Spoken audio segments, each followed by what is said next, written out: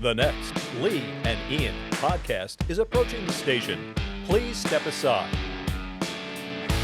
Welcome to the Lee and Ian Show. I'm Lee Navlin. And I'm Ian Grodman. The Lee and Ian Show is sponsored by Grodman Law and Mediation. Remember, when it comes to divorce, family first. Mediation, it's the way to go. Grodman Law and Mediation. Thank you, Lee. That's you, Ian. And Lee, is something else I think you want to talk about. I should plug my own. Please, yes. Ian, I want you to check out LeeNavlinBooks.com. Ooh, okay. I will. That's where you can find. Is new. It's brand new. It's where you can find information on how to buy my new book, Secretary Says, which of course is a sequel to Secretary of the City. I loved it. Thank you very much. So those books, again, you can find everything I write on LeeNavlinBooks.com. So people can buy both of your books on LeeNavlin.com, correct? Yeah, that's right, yes. And there's going to be blogs. There'll be all sorts of other things on there too, right? So if I'm ever in a bad mood about something, I might just blog it and you can find it right on. Right, I'll stay on your good side. Yeah, good news, bad news, and but most importantly, the books are getting some wonderful reviews. So, Ian, thank you. The first one was great. I can't wait to read the second one. Thank you very much. I appreciate it. So, Ian, we have a spectacular guest today. Yes, we do. An absolutely spectacular guest.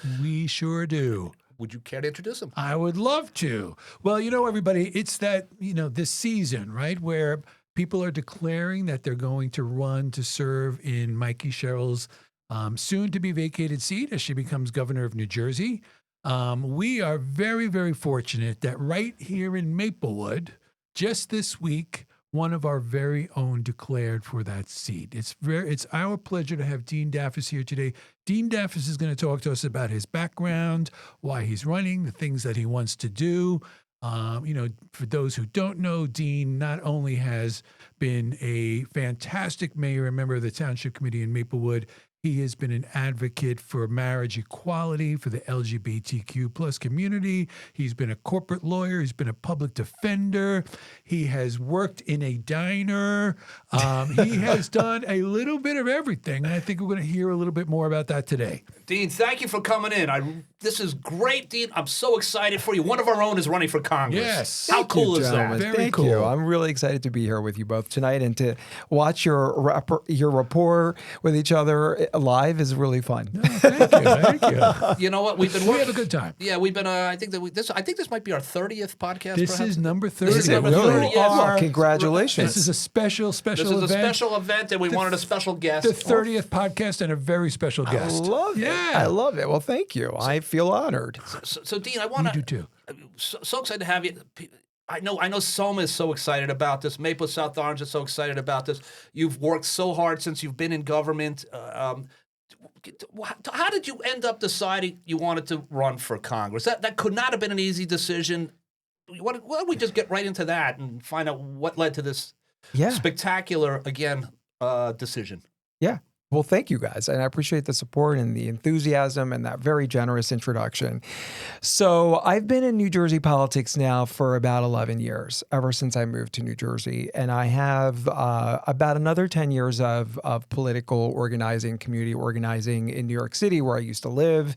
No surprise, another Maplewoodian, transferred from NYC. Brooklyn, I still have my 347 mobile number. All right, proud of that. That's true. Yes. You do have a 347 I number. do. Yes. I do. So I've served here at the local level. As Ian said, I've been serving 3 terms now in the Township Committee. And I'm a statewide leader under the Murphy administration. I'm a director of housing at New Jersey Department of Community Affairs. So I travel the state and I talk to working families every day. This is the next step, right? And I also think that this is a pivotal opportunity for Democrats.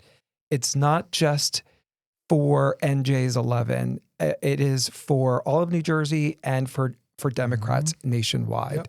Yep. I think we have a unique opportunity to truly return Democrats to our base, which is working families. Yep. We have always been the party of working families, and we sort of walked away from that in the 90s. And where we are today is a consequence of that. It's a consequence, a direct consequence of all the organizing that the right has been doing successfully since all the way back to Nixon, right? That is why we're facing what we're facing right now. And I think this is a unique opportunity for us as Democrats and as progressives. I'm certainly no surprise to both of you. You've known me here locally. I'm definitely on the left side of, the Elizabeth Warren wing, right? Yes. I was trained actually by the PCCC in Washington when I first got involved in politics myself. So this is our time. I think it's time to reclaim and remove the stigma of people who believe in good government that serves, government that delivers, government that's there for working families. That's great. And Dean, for people who don't know, could you say what the PCCC is? It's the Progressive Change Committee. Thank you. Yeah. So, Dean, one of the things I've always liked about you, what you see is what you get with you. You know, you're Pretty honest. honest guy. You see To someone, a fault sometimes. especially with me. I'll be walking down the street. I'll see someone. They'll cross and get away. Not you. You'll hey Lee. You walk. Yeah. We chat. I think we became friends years ago. Actually, we were waiting online at the liquor store in town. Yeah. And I think we started chatting up, and we got to be friends. And You were buying gifts. Yeah, that's right. We were buying gifts. Yes, Yeah, that's yes. right. Yes, I was buying liquor for myself. Okay. A gift for yourself. But I think a lot of people who aren't familiar with your background, you grew up blue collar kid in Philadelphia, tough city. Yeah. You know, I think that has a lot to do with your personality. Again, Yeah. you know, your dad was an immigrant. Your parents were immigrants. Your dad had a diner. Tough business. You know, Very tough business. Yeah. So you know. Yeah. Talk a little about your blue collar background, and I'd love to. I'd love to, because that also is inspiring my run for Congress. I spent some time this past summer with my Greek family. My parents are Greek immigrants. They fled political turmoil and dictatorship in their homeland to come here in the late 60s for opportunity, right? And recently, I'll share a story with you, a very moving story. My father was in Maplewood for July 4th. He loves what we do here, the little small town July 4th experience. And we were laying there in the park with thousands of other people, and we were watching the fireworks. And at some point, I looked over at him and I saw his eyes were like welling up. And I said, Dad, are you okay? What's going on, man? Because my dad doesn't really get emotional like that. Yeah. He's very, Sure. stoic man, from the old country. Yeah, yeah. I have all the emotions for the rest of my family. And he's like, I just really feel proud to be an American. Yeah. I really feel proud of what this great. country offered me and your mom and what we were able to do for you and your brother. But I also feel sad because what's happening right now to immigrants like us, hardworking immigrants, right? It's what we fled our homeland. We cannot believe that this is happening here, and it makes me sad. And I just stopped, and I also got emotional, and I was like, wow, you know what, Dad, that's really, really inspiring, and you're absolutely right. And I did grow up blue collar. I did grow up watching them struggle. Yeah. For their standing, economically, socially, right? Greeks at the time were sort of at the bottom of the social and economic ladder in the 70s in Philadelphia, the melting pot of downtown Philly at the time. But we fought for our standing, and I was there. I was the eldest son, the firstborn son, and I had to translate things for them, and I had to be their advocate. And that does something to you, right? It really instills that fighting spirit and that advocacy in you. And I was an advocate very early, like as early as I could remember. I was always like that kind of person that fights back, that inserts himself in other people's business whenever he sees injustice or something wrong being done. Or maybe some of your leadership skills too, in that nobody handed anything to your family. No, they came here and definitely not. And went right. They had to go. If you want it, you're going to have to go out and you're going to have to work for it. And I think a lot of those skills that's maybe what's getting you into politics, because it got you into politics, saying, I need to take the lead. If I want this, I'm going to really have to. And maybe that's why you're running for Congress right now. It's I saw my parents do all the menial tasks at first before they had some money for the diner. they wash dishes and mop floors. And my mom was a seamstress. That was the only skill she had, right? They were farmers in their homeland, right? These were not like well-educated professionals who came here. They were mountain people, not island people? They were mountain people. We're from northern Greece. Well, I know a lot of Greek people, so I know there's a differentiation. Yes. So there is a movie, My Big Fat Greek Wedding. I will say, if there was a movie about you, we would call it My Skinny Greek Friend. You look great, Dean, by the way. Thank you, buddy. Look absolutely fantastic. This is a radio podcast, but I noticed it you sent out a video to announce that you were running for Congress. You look wonderful. So anyway, real quickly, what are you doing differently?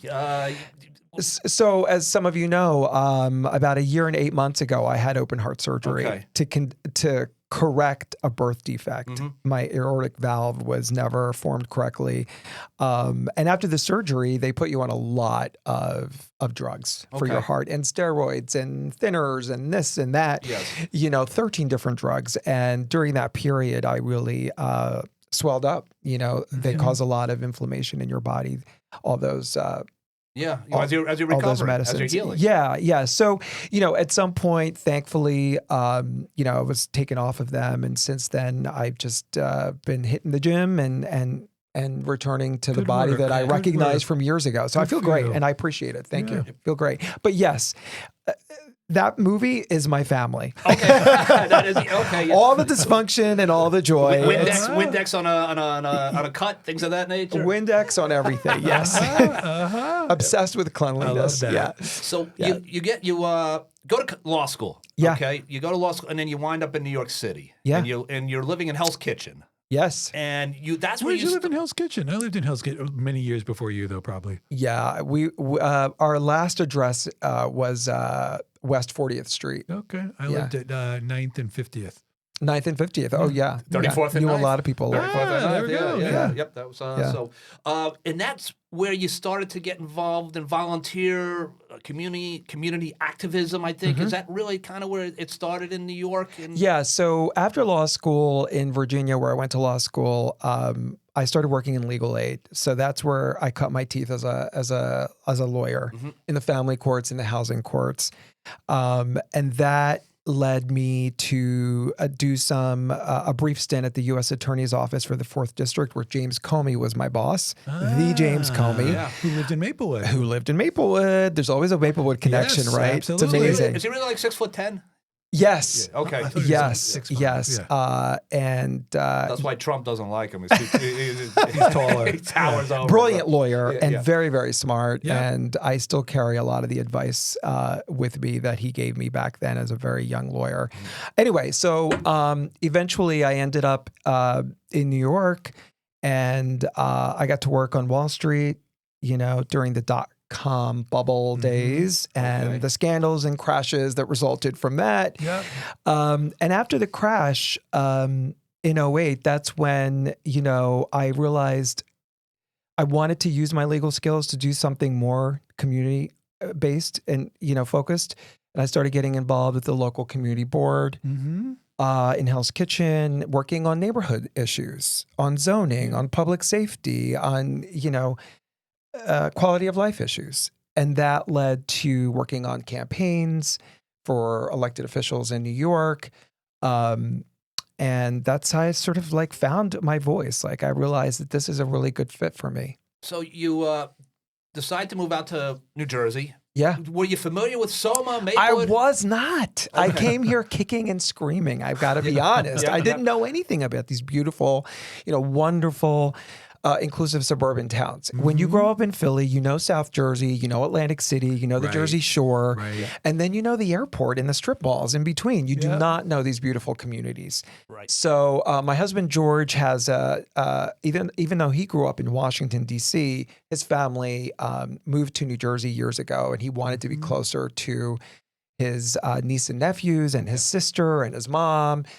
I came here because of him kicking and screaming and very quickly got involved. There you go. Yeah. So apparently it was a good fit for me here too. You soon learned to love it. So yes.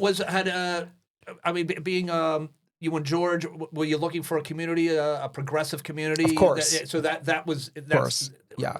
Was it a broker that said, I've got a great town that you guys are going to love, or did you do the research? Just curious. We did the research, and we visited a lot in Maplewood, Montclair, Melbourne, Morristown, the M's, I call it. We did the tour, and Maplewood just felt right. Both in size, both in terms of the spirit, very progressive. It reminded us of like West Village back in the day before it became gentrified. Right. Yeah. And Maplewood stock, I have to say, was this. That was kind of the. That was a close right I there. was like, oh, God, we got to move here. This is very, very cool. Right. And so, and George had some family here and some friends who had moved here, and we stayed with them when we were visiting. And then we started doing the house search. Very good. Yeah. Well, I early on, I remember it was you and kind of Mikie around the same time. Yeah. Kinda, and I used to laugh because Dean, it was like the Rat Pack. You know, Dean and Frank. Yes. You're right. Oh, You I had never it, thought right? of that. Yeah. Had Dean and then it kind of became Dean and DeLuca. You know, so for some reason it always seemed to kind of like it was meant to be. It was meant to be. You were meant to be a meme. Yeah, that's right. I love it. I love it. That's a compliment. I'll take it any day. That's awesome. And I know Vic DeLuca, who was a reserved guy and is not the type to instantly, make decisions. He's I'll give you my thoughts in the morning. Let me think about it. Let me sleep. But he was one of the leading charge, right? This when you said I'm gonna get involved. He was that's how I learned. Vic announced it, which I thought was outstanding. Yeah, I'm really honored to have Vic's support. Vic is someone who's been a mentor to me. All these years. Yep. He was one of the first people who sort of embraced me in this way in the community here in Maplewood. 2 weeks after moving here, I went to a township committee meeting where they were discussing the redevelopment of the old post office. As you recall, you guys have that was very heated, scars from that, right? Very heated time in Maplewood Right. history. It became litigious and, a hot topic in town. And redevelopment is always a hot topic, right? Change is hard. And I started going to those meetings, and I was really, really interested, in what was going on. And that's where I started meeting members of the township committee. But it was Vic in particular that, we had coffee and we started talking. And very quickly I became very invested in the community. Well, I don't like Lorena's. I wish it was still a post office. That's just me. I don't like their chicken. I don't like their fish. I don't like the wonderful wines. Right. That's right. Right. Yes. 1960s abandoned. Right. Yes. What a terrible decision on the part. That was. It was an interesting time. So you get here and you say, oh wow, this place. People are involved here. People are. They take sides and and so you were like, I could do this. This is. I grew up in this type of environment. So if you get elected to Congress, you would be leaving the township committee. There's good and bad because people love you here for what you do for SOMA. What's your proudest accomplishment since you've been, mayor and on the committee? Is there things that stick out? It's a tough question, right? Because we've done so many great things together. I'm looking over at Ian Grodman here, who was a very close partner in what we did here in New Jersey, first suburban down, to put into place a community policing board, right? Very involved in that, correct? Yeah, and that was like one of my first big advocacy pieces when I was coming onto the township committee, and Ian was a partner in that, and that's what I love about this. I think that what's missing in Congress is not, there's a lot of smart people in Congress, right? Yes. And there's people with a wealth of experience, and every candidate in this particular race brings their own experience and their own history to the table. And it's wonderful, right? It's great to have all this choice that we're going to have, right? But I think what's missing is lived experience in the struggle and the hustle is what I talk about, right? Because that's what makes fighters. And that's what makes people willing to fight the establishment and to really go after systemic change. Right. Right. Because that's what's necessary right now in our country. It is not just, we all have the same talking points: affordability, housing, healthcare, all this good stuff. And all those are important in all of our towns in this district. But I really think what's beyond all of that at the core is systems change. If we are not ready or comfortable really shaking that tree and removing the barriers that there exist then we're never going to solve the problems that working families that we're always talking about from election to election. We're never going to solve them because it's the same system we're working within. Right. And we really need people who are willing enough to go after that. And that takes a lot of grit. And that's what I bring to the table because I've experienced that. Yep. Like the immigration story of my parents, but also as a gay person growing up in the 70s and the 80s. I mean, it wasn't like it is today. Especially in Philadelphia. Especially in Philadelphia. Yeah. And you know, and it's just astounding to me that there are these opportunities now to roll us back and take us back there. It's unbelievable. It's unbelievable. Yep. And so I think that, you know, we need to have that sort of lived experience, and we need to have people who are really, really, truly interested in systems change. Now, Dean, people unfamiliar with you, they know what you do here in SOMA. Most people do. But you also work in Trenton. Yep. You've done a lot for the state of New Jersey and housing. Yeah. I mean, which is actually, I'm reading a little bit about it, pretty intense work that you're doing. Yeah. Talk about that a little bit. Yeah. There's a lot of people in New Jersey, in all kinds of towns, who are experiencing housing instability. And my work is focused on building support systems and managing programs that ensure that people at risk of losing their home, whether through eviction or foreclosure, remain housed or become permanently housed somewhere more appropriate where they can receive supports that they need, right? Think about the disabled community. Right. Or people experiencing other challenges and not receiving those supportive care where they're currently residing, which causes an escalating issue, right? Housing instability is a big deal in New Jersey, right? Tremendous, right? And you know it, Ian, from your work in housing as well. And we talk about affordable housing development, which we need to do. We talk about missing middle housing, right, for our aging population and our seniors who built these great communities that we love. Who don't have aging in place opportunities, right?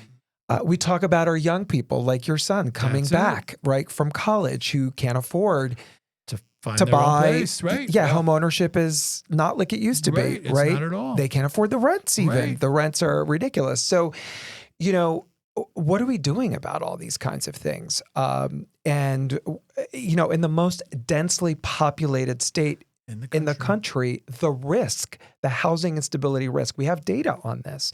We have data that shows New Jersey has a higher risk of housing instability than the rest of the country when compared per capita to similar other places in our great nation. So that's what I focus on. And I focus on the assistance side and on the development side of things. And we really have been, again, to go back to this idea of systems change. You know, when I went to DCA almost 7 years ago now, you know, I told my bosses who were interviewing me that what they were going to get was not someone who was just going to work within the four corners of the existing page, that I was going to shake the tree and I was going to, you know, think outside of the box. And they welcomed that. And I remind them that when I get in trouble sometimes, when they're like, okay, maybe you need to turn it down a little bit, you know, turn down the volume. And I'm like, listen, this is what you agreed to, and this is what we're doing. So I'm proud that not just me, this is not me, this is us. We do this together, and we have incredible colleagues and, you know, experts in this area who together we've been able to innovate and to do new things and build new safety nets in New Jersey. And that's what we need for the country. Ian, I have so many more questions to ask you, Dean, but I want to take a quick break. We're going to come right back in just a minute. So, Dean Daffis, Ian Grodman, let's take a break. We'll take a break. Be right back. In a sample taken in this very classroom, a state inspector found 1.74 parts per million of asbestos. That's not enough. We demand more asbestos. More asbestos. More asbestos. More asbestos. More asbestos. All right, we're back. The Lee and Ian Show with Dean Daffis, who is running for Congress. Yes. Dean, our own Dean Daffis. Our own Dean Maplewood's Daffis. own. Yeah, Yes. a very, very proud moment for the community. Yep. Now, your dad, I'm sure you talked to him and you said, I think I might want to live in Washington, D.C. and become a congressman, Dad. You talk to your husband, George, I'm sure, who's from Washington, D.C., as I just learned. So he must have been like, well, I know the hot spots down there. But what was it like talking to your family about this? This is a big decision. This isn't just something you say, yeah, it'll be fun and we'll see what happens. This could be a life-changing.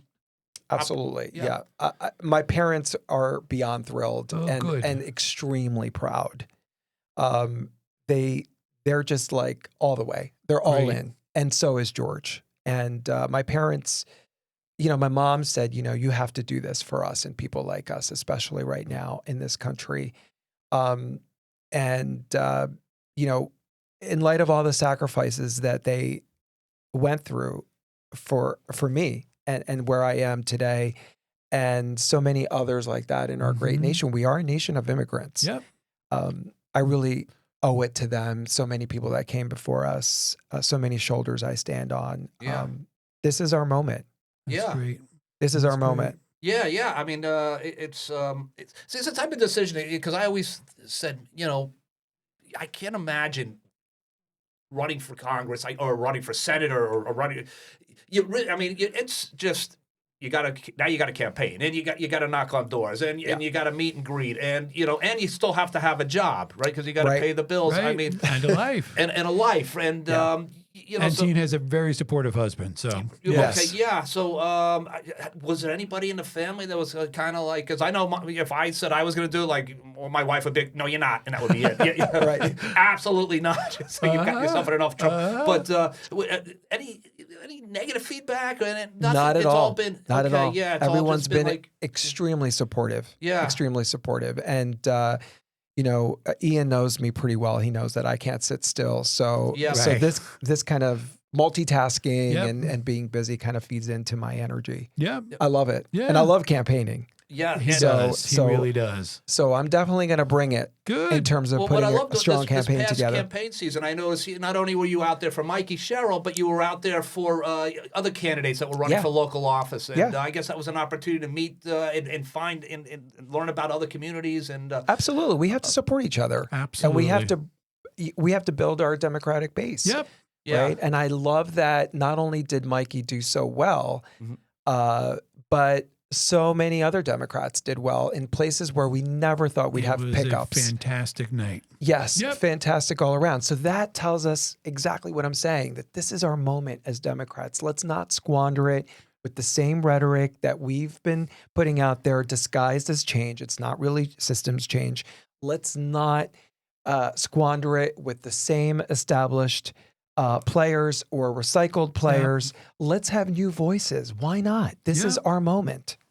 Now, Ian, this is a question for both of you. The 11th District is rather diverse, to say the least. It's Maplewood, it's South Orange, it's 46 towns. How about 46? 46. Wow. 46. So, was it like is Livingston there? Is Dover there? Like what's Dover's there? Yeah. Livingston's there. Yeah. So Parsippany's there. Parsippany's there. Morristo's there. Yeah, it's Wayne, Essex, Morris, right? and a little bit of Passaic. Yep. Yeah. Like Wayne. Yeah. So okay. Yeah. So I mean, that's is that gonna? Are you gonna be visiting all these towns, all these communities, and I'm sure Dean will get to every single one of the 46. Yeah, I hope so. I mean, we're going to do the best that we can. Obviously, this is a very short, tight. Right. The special election could be as early as mid-January. Yep. Okay. Depending on when Mikie officially resigns her seat. Yeah. So we're in a very, very tight window here.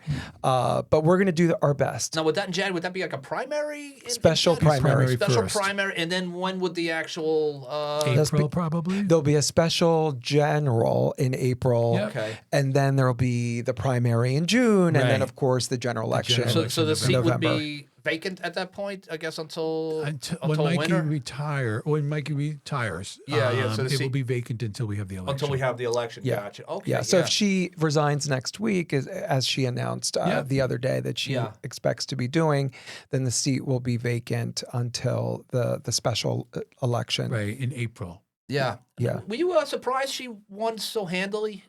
Because the polls kind of said it was neck and neck, and instead it wasn't. We were. It was, I wasn't, because for two reasons. I mean, Jack Chitterelli did twisted himself in a pretzel to be so over the top MAGA. Yeah. He alienated a lot of Republicans. And Mikie just ran such a strategic, laser focused campaign. And, you know, working closely with her through the years as our congresswoman, you know, I've learned that you never count her out. And she always delivers, right? She does. Against the odds. She did when she first flipped the seat. And then when she went down there and everyone said, oh my God, Trump during Trump 1.0 and similar dysfunction as we're seeing now, she will never deliver. And she did over and over again in a bipartisan manner. She delivered. So she works with everybody.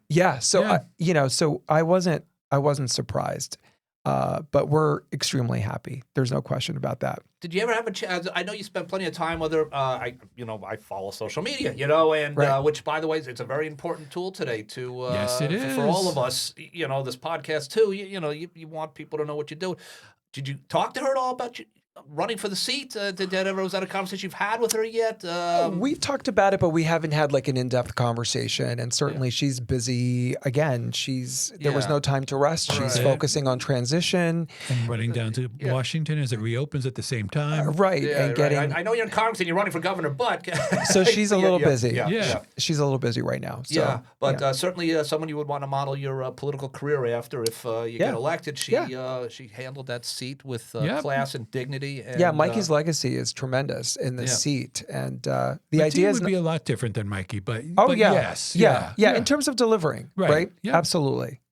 Now, how do you build up? And Ian, this is a question for both of you.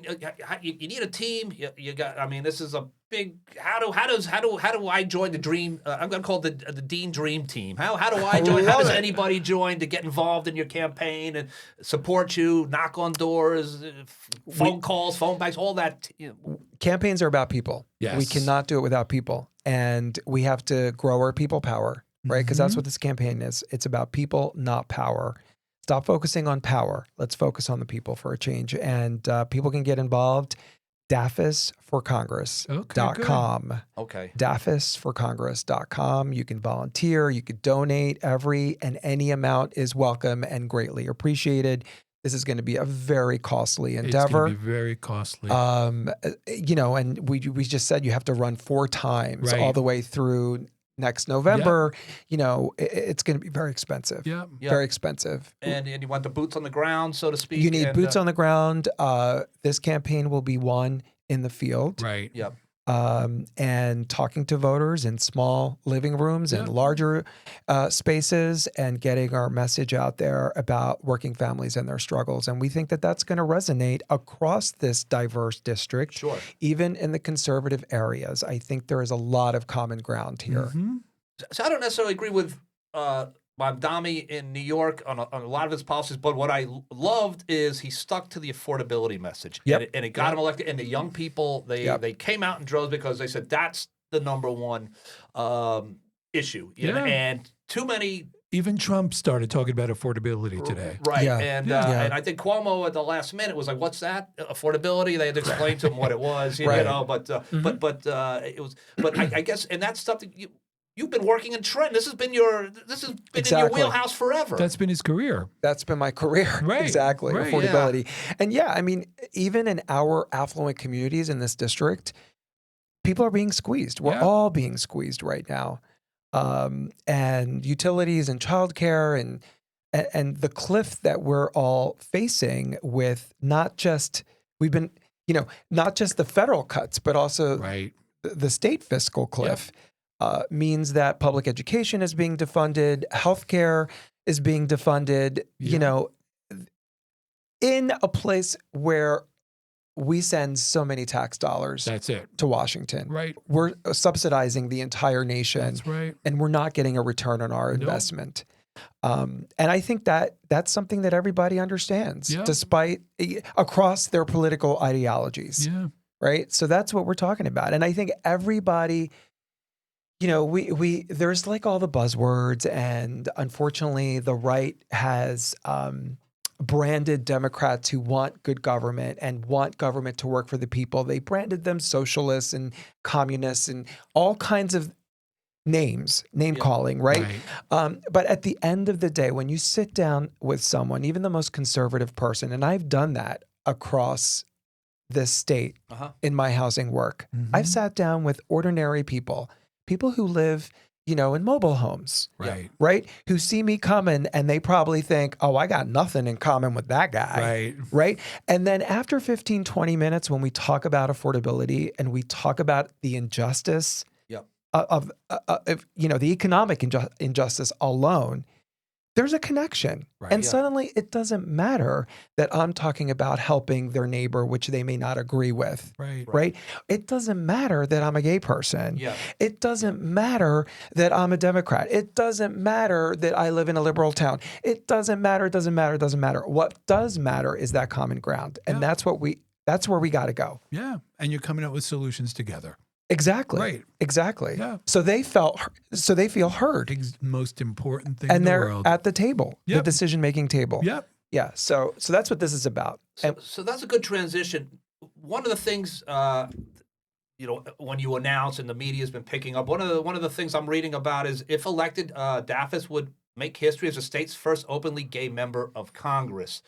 Is that important to you, or is that kind of like, that's just who I am? But first of all, I was unaware of that. Not that I found it surprising, but I just didn't know that. But it is surprising, actually, if I may. I mean, for New Jersey and our great diversity, we have a lot of LGBTQ households. Our demographics are pretty significant for a small state that we are, right next door to NYC, right?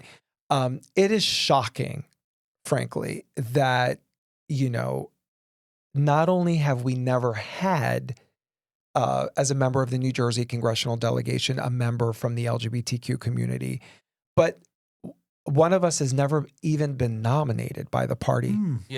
Right? Okay. Put forth. Right. And that's just like, we could do better than that. Right. Don't we think we can do better than that? I think so. We could do better than that. And it's important in this moment. It's important for me to put it out there. It is not tokenism. It's not history for the sake of making history. It's not checking a box. The LGBTQ community right now is under attack, especially our trans kids, our trans and their families, right? Parents trying to make decisions about their children. Right? On the one hand, we say parental rights. Right. On the other hand, we say, no, you can't do this. Only for my children. Only for my children. Yes. Right. Exactly. So, in this moment in time when our community is under attack, it's especially important to have one of us represented. Right. Be a representative in Congress. Right. And as someone who's struggled and been an LGBTQ advocate, right? Through gay conversion therapy and like I talk about very openly, which, by the way, there's a resurgence. They want to bring that back too. We fought so hard all those years to ban that because it's not therapy, it's abuse. It's abuse. And it should be banned. Of course we should be at the table and we should be driving those decisions. So it is really important. And the other thing is, it's not just because of this moment in time. I need to remind some of my LGBTQ friends in Maplewood and all the wonderful suburban towns in NJ11, we're still not equal under the law. Under federal civil rights. Federal, right, We're still second-class citizens, right? So with Trump or no Trump, is the... And so why is that? Because there aren't enough of us in Washington pushing this. Right. And so that's why I think mentioning that this is also a historic opportunity for our community is important. That's great. I appreciate that. For all the young kids out there, perhaps they're trying to figure out who they are, and they don't want to talk to their parents.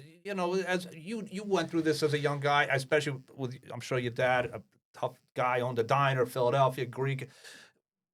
What was that like when you realized you were gay and you were you weren't living in Maplewood, South Orange. Nope. You just couldn't say, hey, everybody, they talk a little bit about the bravery and the feelings, and if you don't mind. I don't know if I'm getting too personal, but no, not at all. That's what this is all about, getting to know us, right? Beyond just being candidates as people. People want to vote for people. Absolutely. Right? They don't want to vote for issues. Because I think it's important to talk about It this. is. It is. Listen, coming out is always scary because you never know how you're going to be received.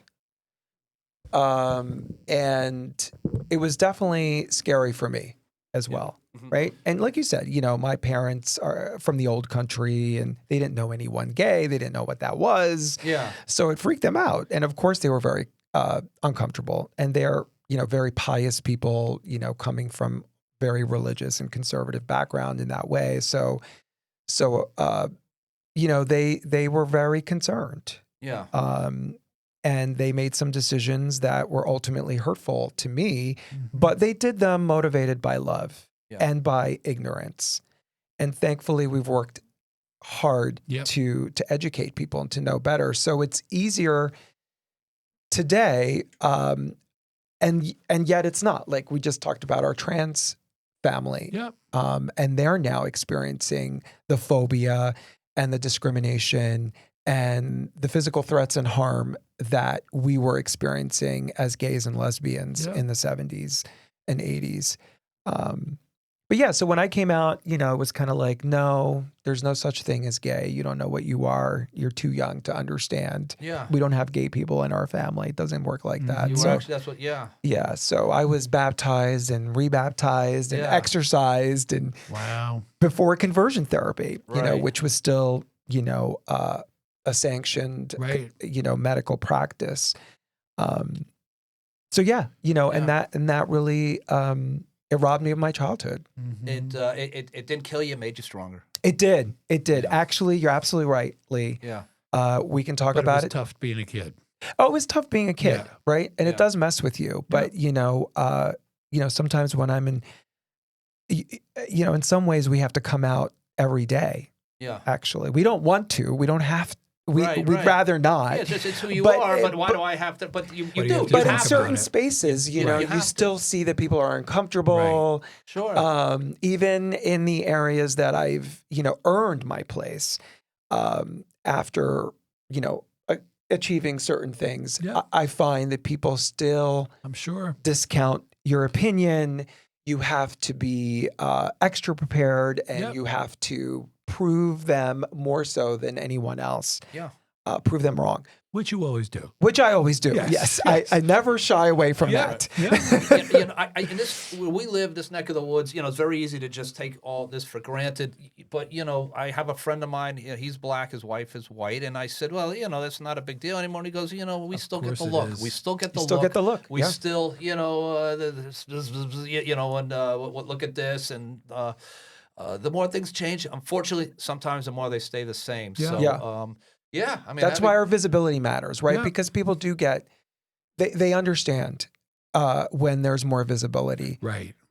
And certainly, marriage equality is no longer such a controversial topic, at least among the majority of Americans, right? It's been embraced because people have gotten used to having next door neighbors who are married, who are same-sex couples and their families and their kids. And they're kind of like, you know what? We don't see that anymore. What we see is a couple next door and our kids play with their kids and it's all cool. Right. Yeah. So visibility is really, really important, and it does save lives because like you said, there are kids who are struggling because coming out is really, really hard. Yes.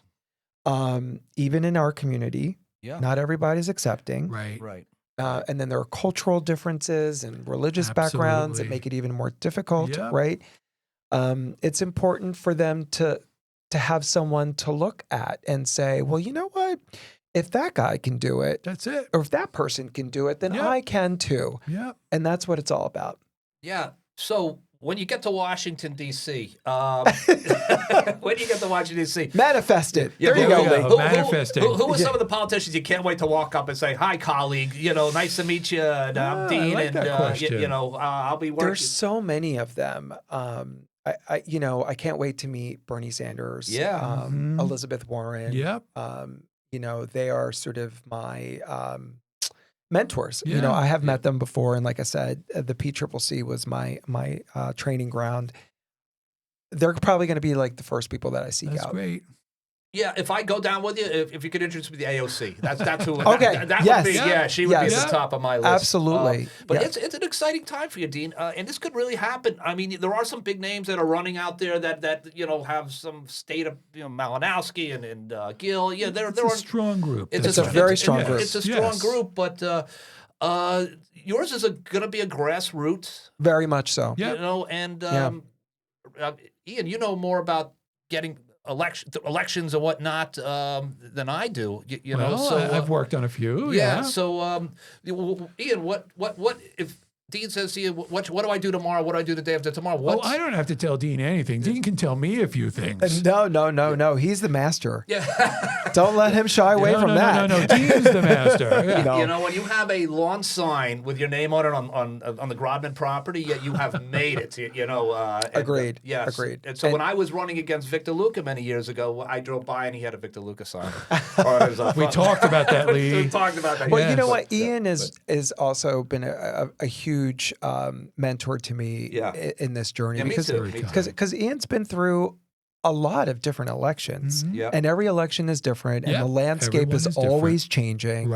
Right. And the political alliances and the grievances, and we have a the few in party this town. players, and that is really some challenging stuff to get through. It is. And the way that you've been able to navigate it all these years is tremendous. I mean, you lost your hair in the process. Yes, I did. But and I lost an election, too. Yes. But yeah, no, it's I find it all fascinating, by the way. It is fascinating. It's really, truly fascinating. And if you can navigate all this and not lose who you are. Right. That's the important thing. That's the critical thing. Yep. Because, I've learned by doing this that it's very easy to lose who you are. Yeah. Sometimes you feel like you need to compromise in ways you're uncomfortable compromising, even if that compromise is not for the greater good. Right. There are compromises that are necessary for the greater good. Very right? good point. There are political alliances that you're pressured to make that you may not feel are appropriate. Right? Sometimes you make mistakes doing that, right? Because you're doing everything in the public. That's Right. it. Right? Yeah. So people are Everybody's watching. judging. Yeah, it's a reality Everyone's show judging, every right. single moment of the day. That's it. It's not easy.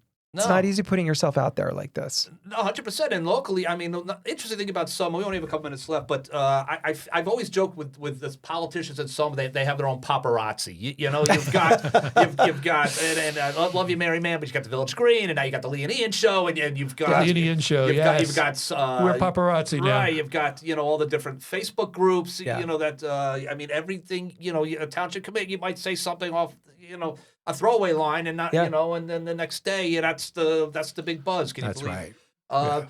I think it's prepared you for the next step. Absolutely. Oh yeah, I've learned. He knows. He's very well prepared. I'm definitely ready for this, and let's go. Yeah. I'm ready for this. Yeah, and another nice thing about you, Dean, and I love complimenting you because Ian said, whatever you do, just be nice. No, he didn't. There was no rules. There were no parameters. No. But, I noticed, and not all local politicians do this. You do. On Facebook, somebody can make a complaint. I've seen you say, hey, we're looking into it. He's We'll take great care at of it. that. Yeah. They might get snippy. They might decide that they're going to take this as an opportunity to fight with the local politician. You don't back down. You hold your ground. You'll battle a little bit. Like it's not beneath you. true. And I always appreciated that. Definitely. It's just hey, I'm one of you guys, and I'm annoyed too that they make illegal lefts into the spots, or that they have their blinkers on for 20 minutes going into the supermarket. Yeah, you have to relate to people's frustration and to Absolutely. their everyday life, right? Yeah. And if you live here and you're paying $29,000 a year in taxes, Yep. Yeah.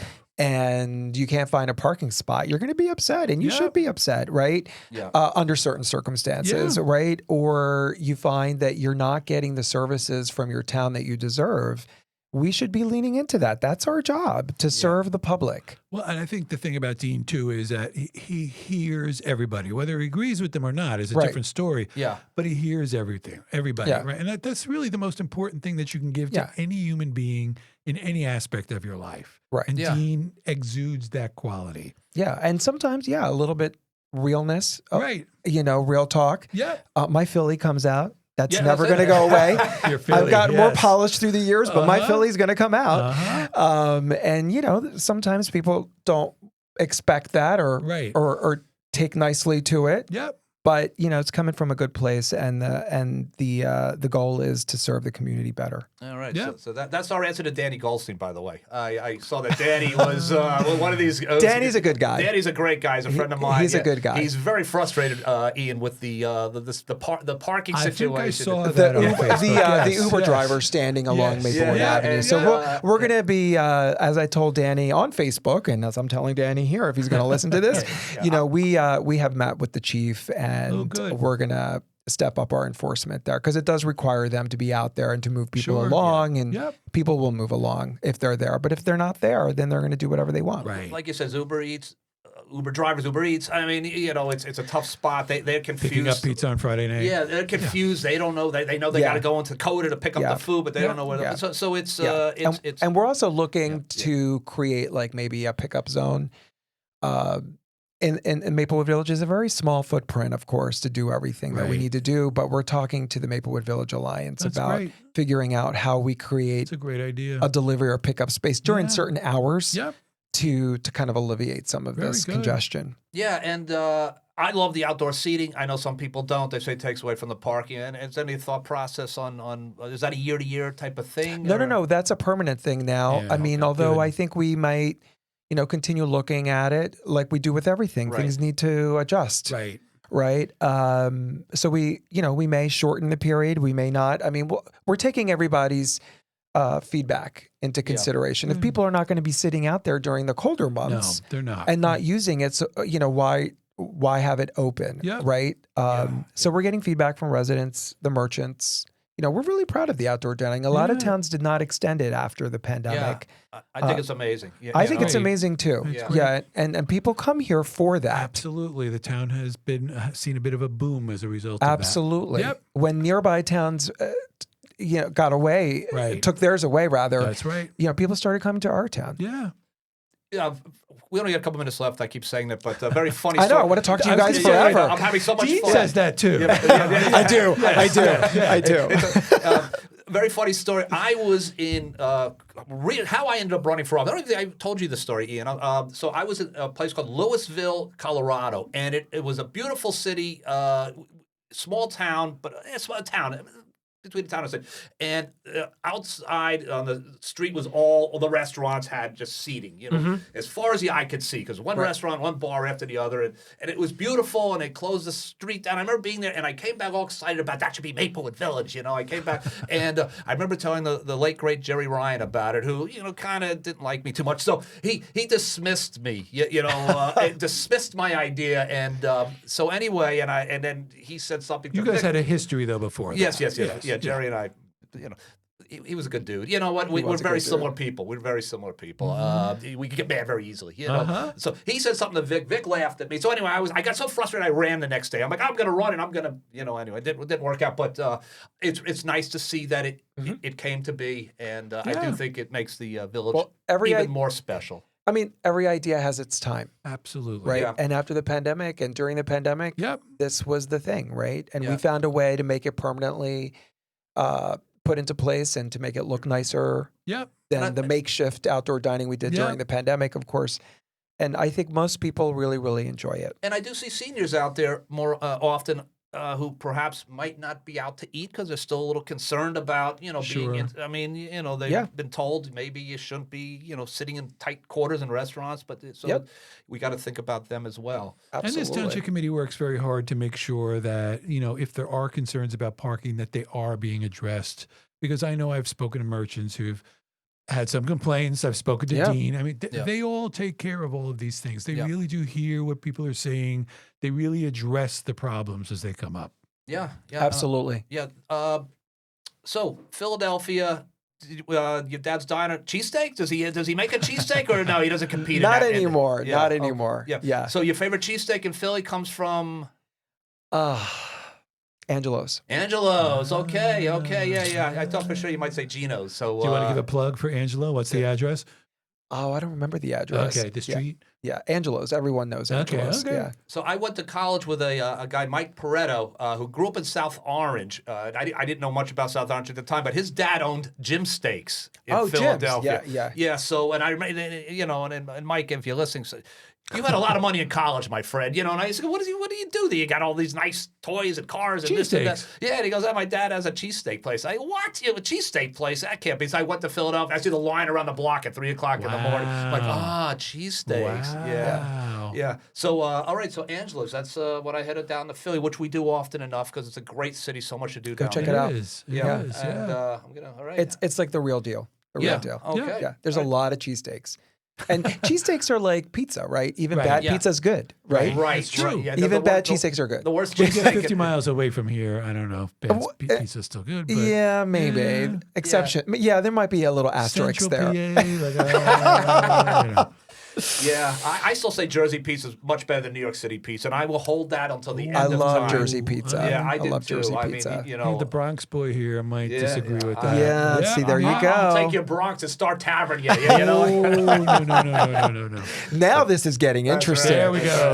Yeah, and but now pizza's great, and but yeah, cheesesteaks. Yeah, Philadelphia, that's where you got to go for the cheesesteak. There have been some places up this way that I know there was a place in Montclair who just sold cheesesteaks. He was gone in 6 months.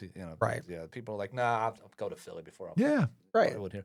Right. So Ian, anything else before No, we this has been we call it a great. day? Dean, very Thank you, happy gentlemen. that This you has came been really on. fun. Yeah. So Dean, that Let's do this website again. The website. Yes, please. Daffisforcongress.com. Daffisforcongress.com. Yeah. All right, and I apologize for calling you Dean Daffis all these years. No, it's all good. Yeah, so I've been called worse. Yeah, well, I said to my wife, I go, it's Daffis. Isn't that strange? It's not Davis. She goes, you're Navlin, not Navelin. I was like, Very yeah, good. Answer, Bronwyn. Yeah. So I was like, you're right. How did I not put that together? Yeah. But so it's DaffisForCongress.com. Yep. And that's Daffisforcongress.com. and that's where if they want to get involved. Please. Yep. Okay. Are there any things going on locally in the near future that people should know about? We are putting some meet and greets together. Okay, good. So we'll They'll get be that. on the website. That'll be on the website, and we're gonna launch the campaign tomorrow at 3 p.m. at the Parkwood Diner. Parkwood Diner to 3 p.m. Saturday. Yeah. Okay. Yeah. Now It's, This will actually probably be airing after that, but It's all good. Yeah, But okay, so if you missed Yeah. Saturday, what a time we had at the Parkwood Diner. It was amazing. free rice pudding for everyone. It was like Too bad you missed There it. were 14,000 people there. It Trump was like jealous. he was giving away cheesesteaks, Philly cheesesteaks. That's Yeah, how, there that's you how go. many people. Yeah. There you go. Yeah. So, all right, so Dean, thank you again, my man. Thank you. Best of luck to you. I appreciate it. Thank you. I want to Thank see you. this happen. And thank you, Dean, for stepping up. And I know This is Ian great. plans to stay on your couch in Washington, D.C. There we go. Hey, listen, let's go. Let's do it together, man. This is all about All right. campaigns are about people. They are about Got to do it people. together. All right, ladies and gentlemen. All right. Thank you, everybody. Thank you. Okay, until we do it again. Good night, everybody. Good night.